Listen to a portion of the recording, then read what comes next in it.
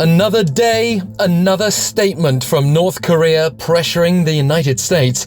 This time, Pyongyang's ambassador to the United Nations urged the US to implement last year's agreement between President Donald Trump and Chairman Kim Jong-un in Singapore.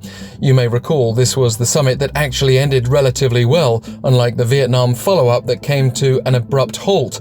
Singapore was Trump and Kim's first summit in June 2018 and saw them agree to the June 22nd Singapore Joint Declaration, consisting of 4 sections: building a new relationship between the US and North Korea, building a peace system on the Korean Peninsula, full denuclearization of the Korean Peninsula, and receiving the remains of US forces. Since then, however, the main problem has been the inability of both sides to come up with any clear plan or roadmap for peace and denuclearization. Practically, there's been little progress for the North, other than getting a US president to engage in dialogue and seeing a suspension and then scaling down of American South Korean military drills. Crucially for Pyongyang, it is still operating under stifling sanctions. So, as the North's ambassador Kim Song gave a speech at a UN General Assembly meeting, he said not only is this peninsula still not free from the vicious cycle of aggravated tension, it is also entirely attributable to the political and military provocations perpetrated by the US.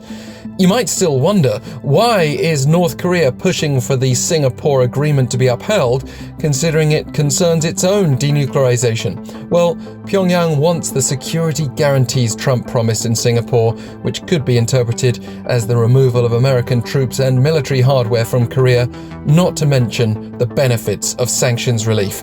The North claims it's done its part by refraining from testing nuclear weapons and long-range ballistic missiles. But the US will need a lot more than that to offer serious concessions from here.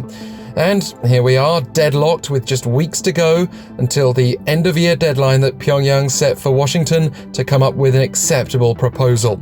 The trouble is, the Singapore Agreement was the breakthrough. Now both sides together need to compromise on the fine details if they really want to escape that vicious cycle.